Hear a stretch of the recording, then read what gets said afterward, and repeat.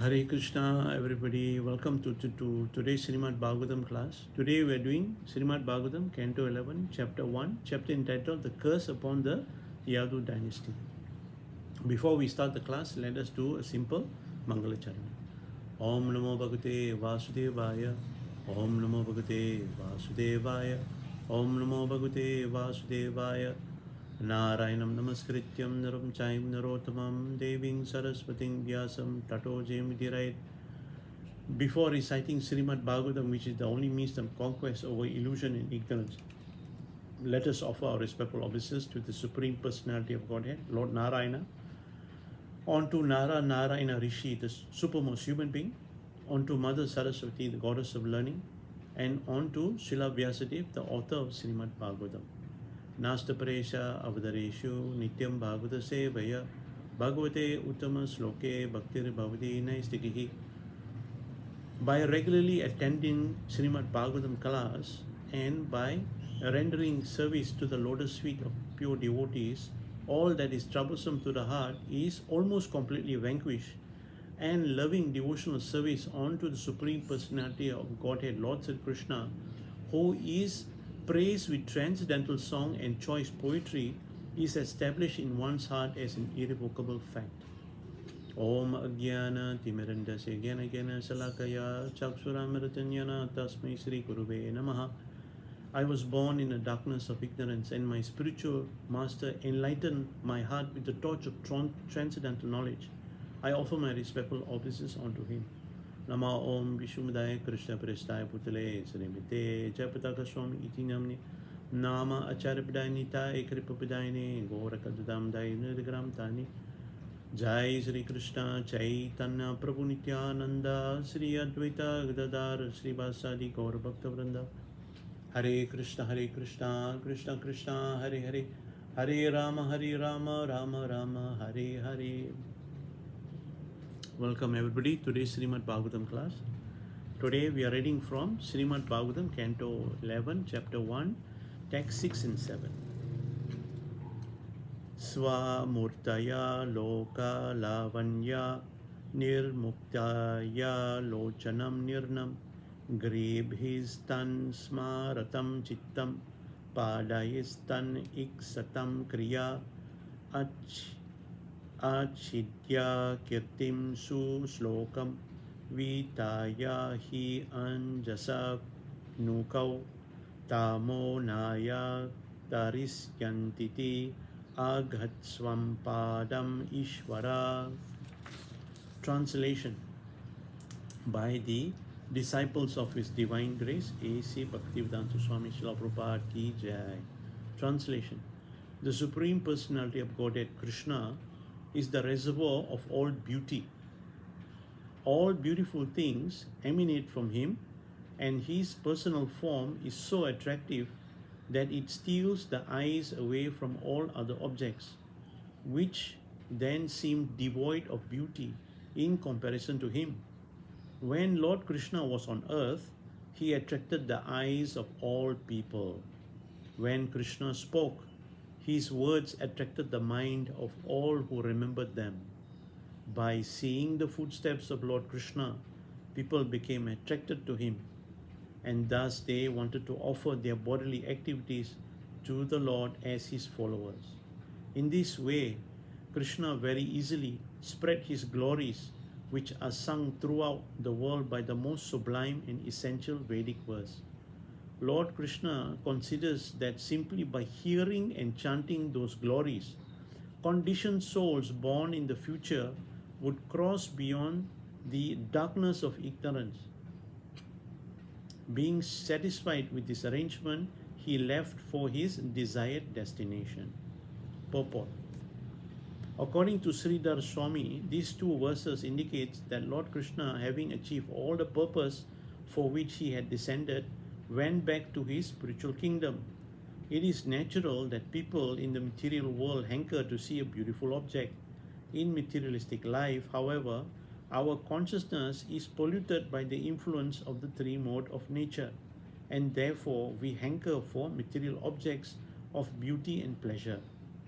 The materialistic process of sense gratification is imperfect because the laws of material nature will not allow us to be happy or satisfied in materialistic life. The living entity is constitutionally an eternal servant of God and is meant to appreciate the infinite beauty and pleasure of the Supreme Lord. Lord Krishna is the absolute truth and the reservoir of all beauty and pleasure.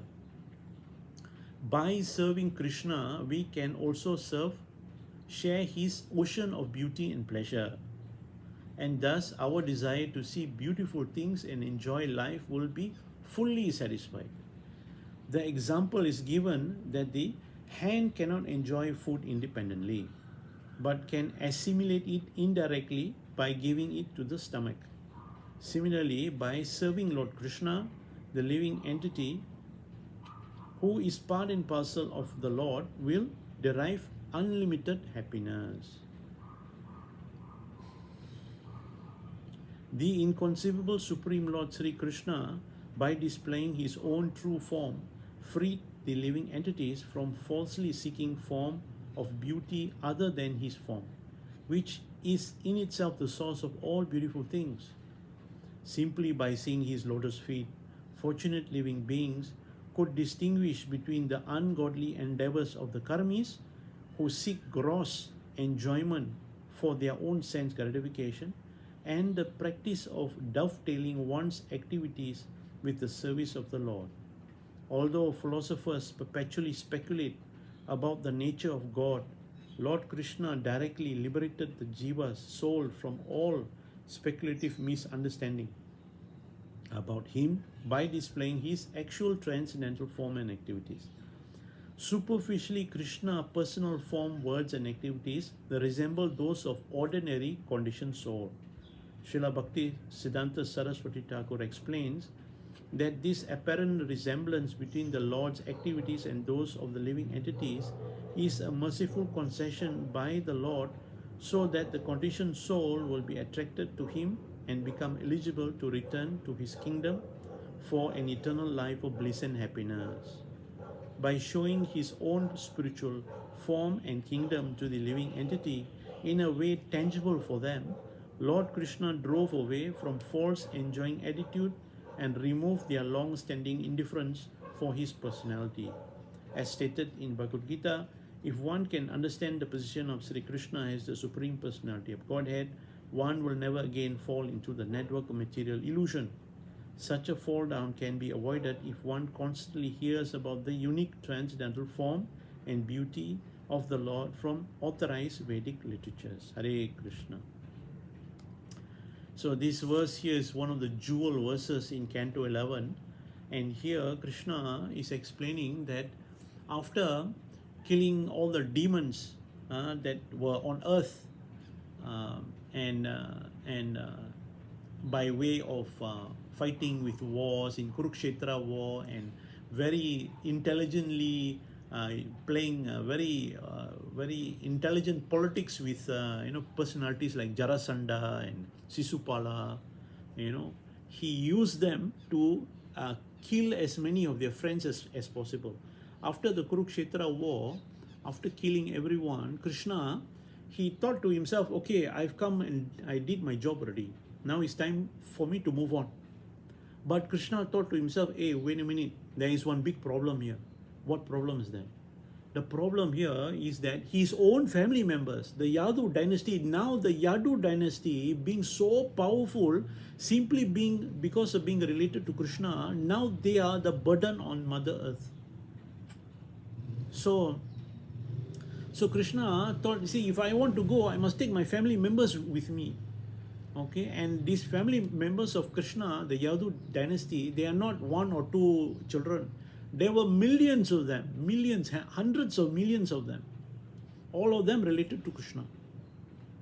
So Krishna wanted to wind them up. But because the Yadu dynasty was so powerful, there was nobody on earth at the time that could keep the Yadu dynasty in control. So therefore, this Yadu dynasty being so powerful, they were going to be a burden on Mother Earth, and they will become the obstacle for all of us to advance in spiritual life. That was what Krishna foresaw this. He foresaw in the future. So he wanted to go back. He wanted to leave this planet Earth and continue his pastimes elsewhere, and he wanted to take all these members of his family with him. Some of them were from the Deva class. They came from the heavenly planets. They were born into the family of Yadu dynasty to assist Krishna in his pastimes. So now he wants to wind up his pastimes, so he wanted to put them back in their respective place. And then there were some members of his family members who are actually very, very eternally liberated personalities. They are actually from Vaikuntha. So he wanted them to go back to Vaikuntha, to their original place. So Krishna thought, how to do that? You cannot do that. The only way to do that is if they kill each other. Nobody outside could kill them. Nobody outside of this Yadu dynasty is as powerful as the Yadu dynasty. So how to kill them? Cannot kill them. So he must try to arrange for some incident to happen so that the Yadu dynasty is killed. So in this chapter, there is a pastime told that once Vasudeva Maharaj, the father of Krishna, he invited many great sages to come and perform sacrifice in his palace. So these sages came, they performed sacrifice, and Vasudeva gave lots of charity to these great sages. All Vaishnavas and Brahmanas gave charity. So this kind of activities that are performed by pure devotees actually is for the purpose of giving charity. The reason behind whatever they do is they want to give charity. They wanted to please some pure devotee actually. Outwardly, it might seem they were performing some kind of sacrifice, to gain some wealth and good fortune, this and that, and all that. Actually, that was not the reason. So after this ceremony, Krishna invited them to one place nearby for these sages to enjoy, to rest and all that. So when the sages went to this place to rest and enjoy themselves, the sons of Krishna also went to this place. It was a very wonderful place. It was a nice place to have picnic, and it was a resting place. So what happened was the children of Krishna, they were all young teenage boys. So while they were there with the sages, these young teenage sons of Krishna, they wanted to play a trick on the sages. So what they did was they dressed up one of the sons of Krishna by the name of Samba. Samba is the favorite son of Krishna from Jambavati. So they dressed him up as a girl, a pregnant girl. So they took Samba disguised as a pregnant girl to the sages, and they asked, "My dear sage, please tell us, this young girl is so shy. She is so much in anxiety. She is in anxiety to know what is the gender of a child, a pregnant child." So the sages saw this. They thought, these boys all want to play trick on us, This is not very nice. It's not very respectful. So the sages, they saw and they said, that woman will have a club within her that will be the cause of the destruction of the whole Yadu dynasty. When the sons of Krishna heard this, they got a shock. Alama, this one is a curse. Why they curse us? So they quickly lifted the sari from Samba's abdomen, and there was a club there, black color club, very, very ugly looking black color club. Out of fear, these boys, the sons of Krishna, they quickly ran to their grandfather, King Ugrasena. So they told King Ugrasena what happened. They got a curse, and from outside the belly of Samba, there was this black color club. And the sages say this club will be the cause of the destruction of the whole of Yadu dynasty. So, King Ugrasena didn't know what to do. He said, okay, let's grind this iron club into dust, into small pieces. And King Ugrasena personally went to the sea and threw it into the sea. So in this chapter, it is explained, while this iron ore was in the sea, one fish went to eat some of this iron ore, and the balance of this iron ore was washed to a shore, and they grew into one weed. They grow into weeds, many weeds. So just to let you know what happened after that is what I'm about to tell you is not here in this chapter, but is in later chapters. But just to give you a full picture of what happens later on in the future. What happens is one day this whole Yadu dynasty will go to one place to have picnic, and in this picnic they will all get drunk, and in a drunken state they will start to fight with one another. So while they were fighting with one another, what they will do is they will take these weeds.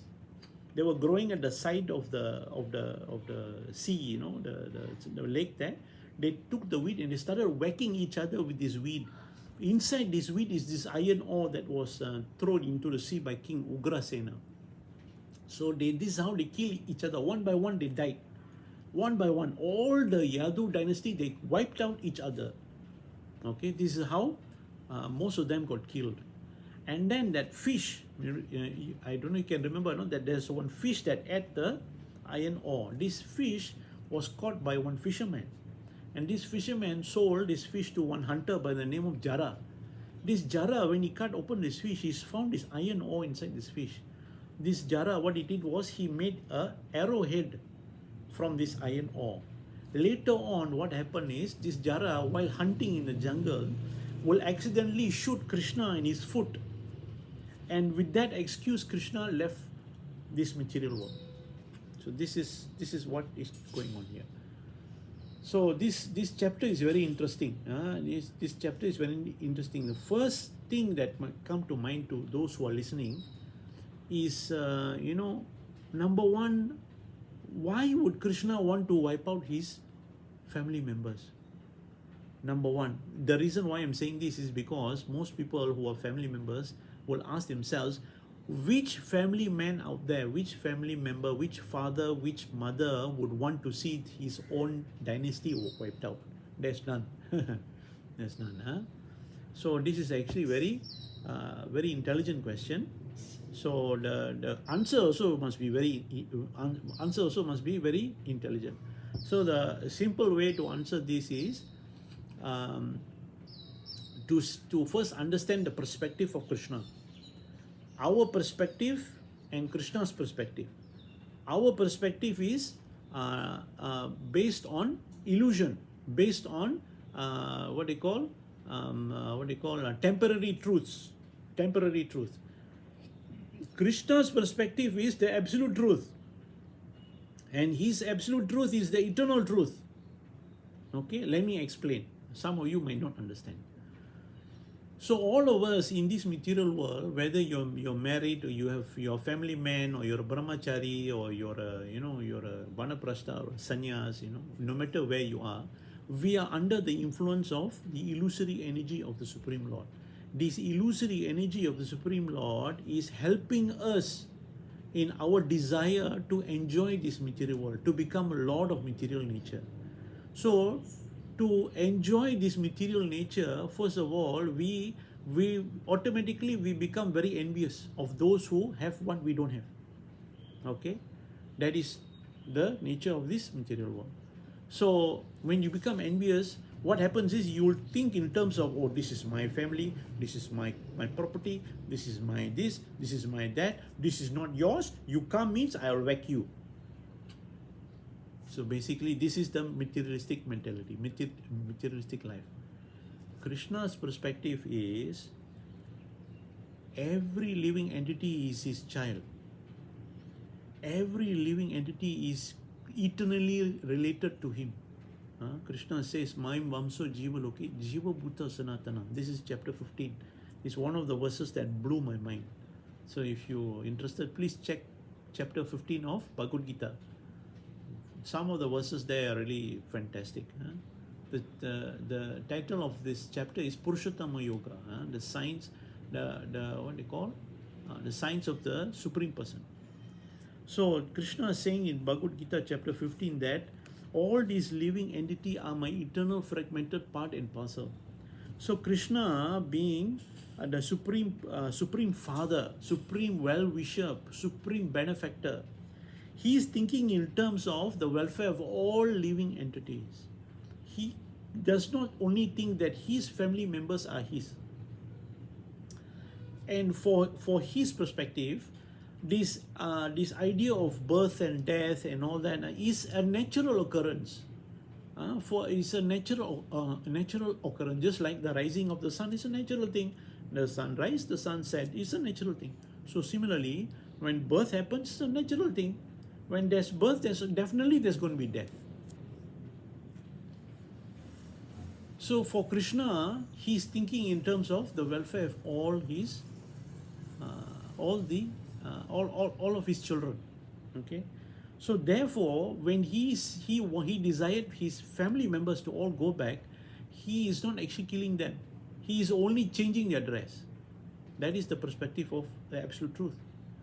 This is very important. You know why?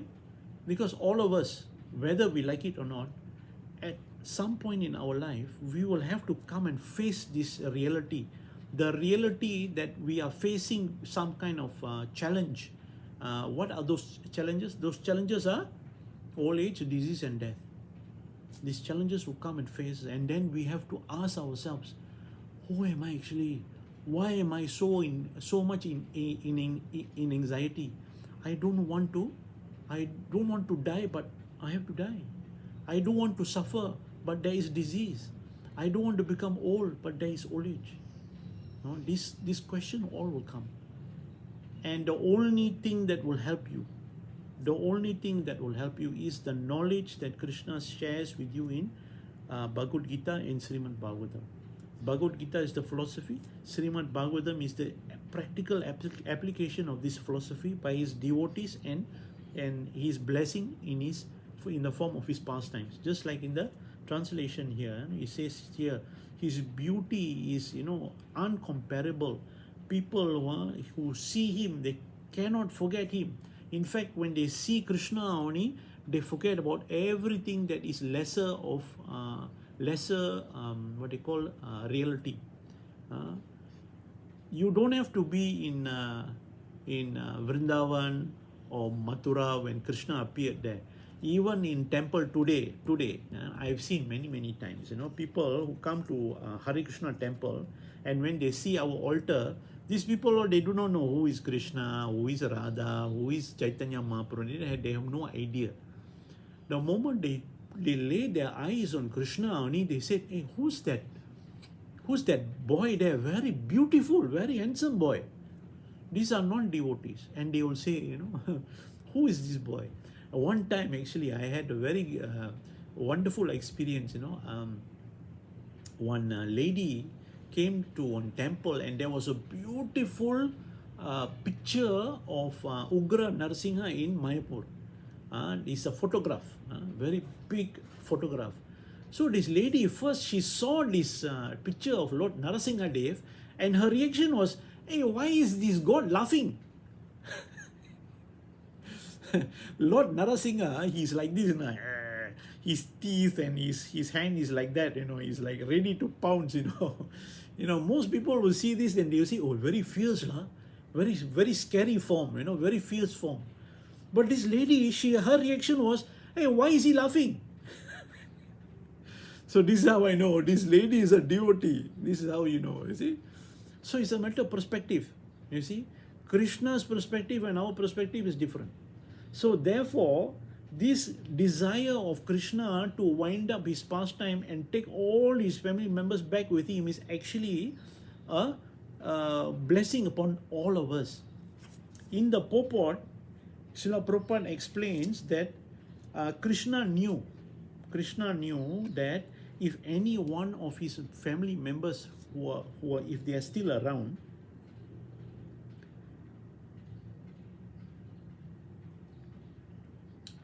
if any one of his members of his family are still around, any one of them will become an obstacle in the progress of all of us in our spiritual life. So what does that mean? That means that if, let's say, just one member of Krishna's family is now here in Kali Yuga in 2021 on this earth, you know what he will do? He will see what is going on in this world. He will see what is going on. He will see there's the degradation, the society is becoming so uncivilized. More and more of them, they are slowly marching towards hell. You know what he will do? He will kill everyone, every 7 billion people on this earth, human beings especially. He will wipe them all out. Why? Because his thinking is what? His thinking is now the way you live right now itself, you are incurring so much sin and you are incurring so much suffering onto innocent living entities who are non-humans. Better I kill you all now, you all go to hell, you all suffer, and then when you finish your suffering, you come back and you start afresh.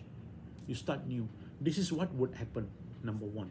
Number two, Krishna foresaw that if any one of his family members are still around, innocent people in Kali Yuga will accept the members of Krishna's family to be the Supreme Personality of Godhead. Even though there is a possibility that Krishna's family members, they might be the worst of the worst. They're not godly, they are asuric. They can be also. Because it is explained here, when Krishna was in Dwarka with his family members who were in the millions, some among his family members were very envious of him. They were very envious of him. So some of us, when I heard this, you say, how is it possible? Krishna is so attractive, so beautiful. Why his own family members will be, some of them, not all of them, some of them will be envious of him? Why is that? There is an English saying, familiarity breeds contempt. To those who don't understand, what it means is, even though a person might be very, very exalted, very good qualities, great, great attributes, great, deserve all respect, in other words. If a person is full of good qualities, because his family members are too close to him, too familiar with him, they will start to think less of him. That's why some of these family members of Krishna, they're envious of him. They don't like Krishna, even though they are related to him. Okay, that is number one. Interestingly enough, also in the purport, it is explained that Chaitanya Mahaprabhu, Nityananda Prabhu, and Advaita Acharya, all of them made sure that none of them have any children. Chaitanya Mahaprabhu did not have any children. He had 2 wives. He married twice. Not to say he had two wives. He married once. The first wife passed away, and then he married the second one on the request of his mother. Both times, no children. Nityananda Prabhu had one son, okay, and he instructed his son, you go and preach, but you don't have any children. Make sure there is no progeny. Advaita Acharya had many children. He denounced all of his children. He did not acknowledge them to be his children. And he instructed only one of them, two of his sons. Don't have any children yourself. That means they cut off. Why did they do that? They did that because they knew that in Kali Yuga, some unscrupulous person will come along and say, oh, we are related to Chaitanya Mahaprabhu. And actually there was a group of people in India. For a very long time, they claimed to be descendants of Nityananda Prabhu's family. And they caused such difficulty, such problem for everybody in society by claiming that if you want to perform bhakti yoga, you must get our permission first. And these people, they were of low character, such low character. They were giving bhakti yoga such a bad name for a very, very long time, until Bhakti Vinod Thakur and Bhakti Siddhanta Saraswati Thakur came along and smashed them until they were knocked out. So by the mercy of Bhakti Siddhanta Saraswati Thakur, what happened was he saved all of us. He saved all of us by allowing that anybody around the world can take this Bhakti Yoga by reading Srimad Bhagavatam and following the instructions of Srimad Bhagavatam and Bhagavad Gita. Anybody in the world, anybody, not only Indians, anybody around the world who really want to advance in spiritual life, they can take to this bhakti yoga. Okay.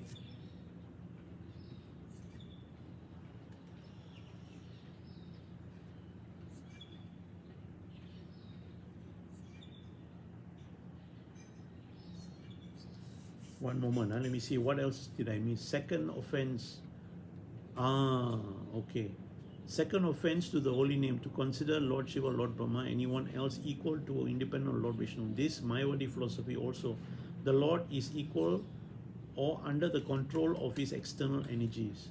Persons who are inclined to easily conception would consider the Yadu equal to all respects to Krishna. Imagine if Kamsa is considered pure devotee of Krishna and his descendants are still around. So this is one of the points made in the purport here. So the lesson, now let's come to the lesson learned in this chapter. The lesson we can learn from this chapter is that Krishna is giving us a warning, all of us.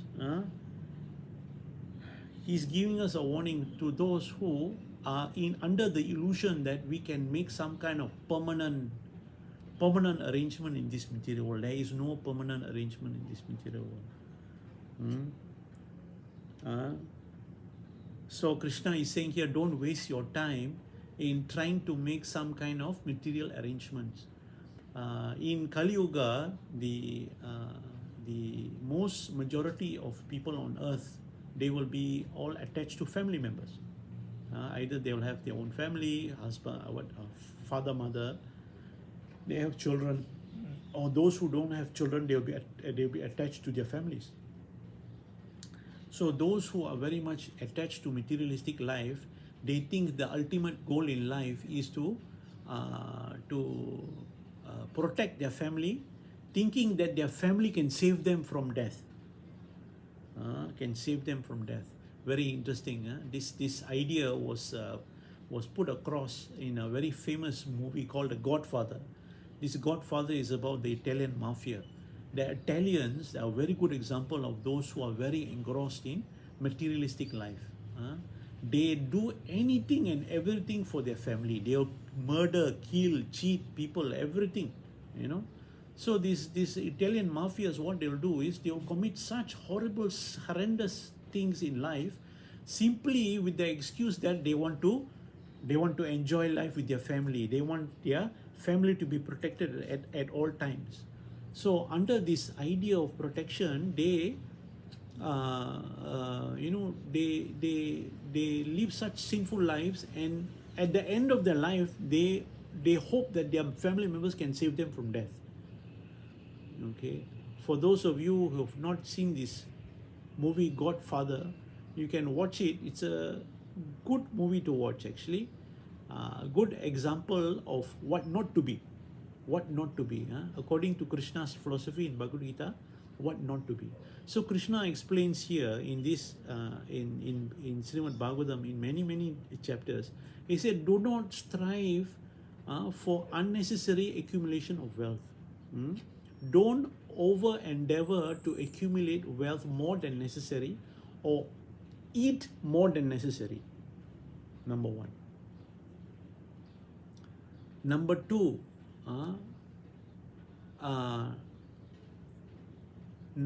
is never over endeavor for mundane material achievements. Mundane material achievements is like, I want to have many kids. I want to become famous. I want to become a politician. These are all mundane material achievements. Don't strive for it. It's a waste of time. Number three, atyahar priyasya prajalpo. Do not indulge in loose talk. Talk that is not related to your true self-interest. That is related. Don't indulge in topics that do not revolve around Krishna, his devotees, onto philosophy that to do with bhakti yoga. Don't indulge in things that got nothing to do with this. In other words, don't gossip. Don't talk about politics. This politics.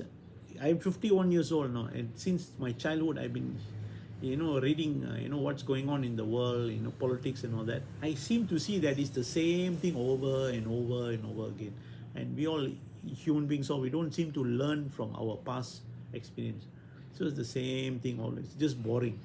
So don't waste your time. Atyahat priyasya prajalpo niyamagraha.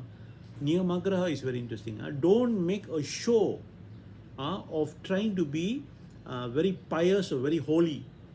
Niyamagraha got two meaning. Number one is, don't try to pretend to be very pious or very holy, while in reality you are being very materialistic, where you too much indulging in sense gratification.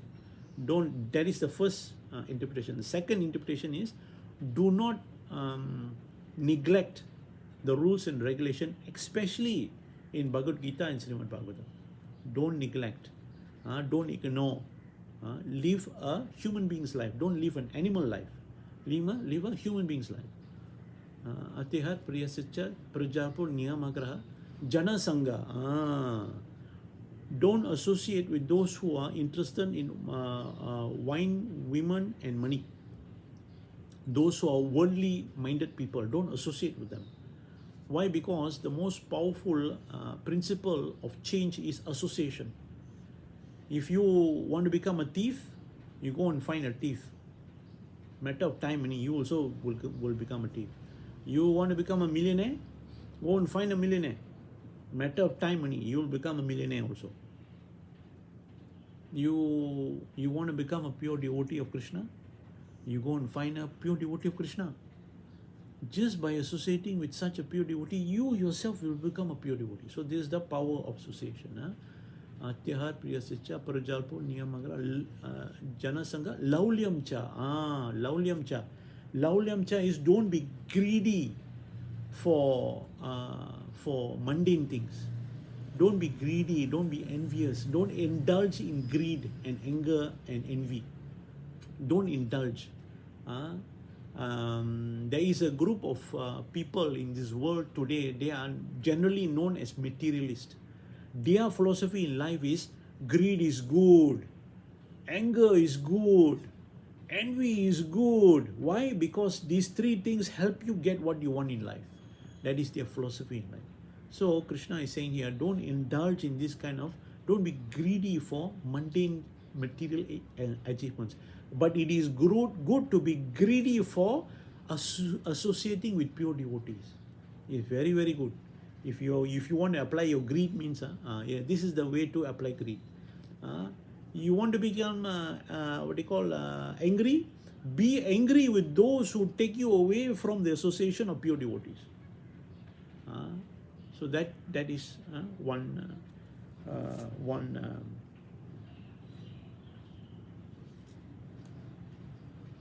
So this is the don't do. So what is the to do? What was that? Utsaha nischayat daryat tattat karma parvatanat sangat tyagot sato vritti sabir bhaktir prasidate. So this is this verse, these two verses actually from Nectar of Instruction. So just now I told you what not to do. Don't accumulate material assets more than necessary. Don't over endeavor for mundane material achievements. Don't indulge in gossip. Don't neglect following rules and regulation in Bhagavad Gita and Srimad Bhagavatam. Don't associate with those who are worldly minded people who are only interested in wine, women, and money. And don't be greedy for mundane material achievement. So this is the not to do. What to do? To do is be very enthusiastic. Utsaha. Utsaha means enthusiastic about devotional service. Utsaha means enthusiastic about cultivating knowledge about devotional service. Find out more and more. That's very good. Utsaha nischayat. Nischayat means to be confident. To be confident that the knowledge that Krishna shares with you in Bhagavad Gita will save you from the greatest danger. Krishna says that in chapter 3, in beginning of chapter 3 in Bhagavad Gita. Krishna says a little advancement in this regard will save you from the greatest danger. Confident. Utsaha Nishaya Dhairyat. Dhairyat means must be patient. Dhairyat means we must be very patient, because in this material world today everything is very fast.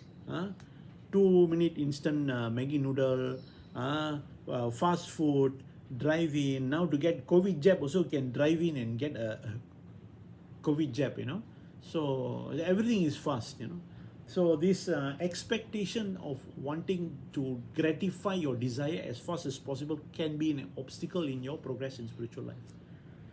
So spiritual life is totally dependent on the mercy of Sri Krishna. You have to understand that. To advance in spiritual life is totally dependent on His mercy. So to be ready to receive His mercy, you must be very patient, patient. You must patiently wait. You happily continue with your duty of serving your Guru, and you patiently wait for the mercy of the Supreme Lord. Okay? Utsaha Nishya Dharya Tat Karma Parvatanat. Tat Karma Parvatanat means you accept all that is the things in around you in your life that is favorable for you to progress in spiritual life. Okay? Tat Karma Parvatanat. Sangha Tyagat.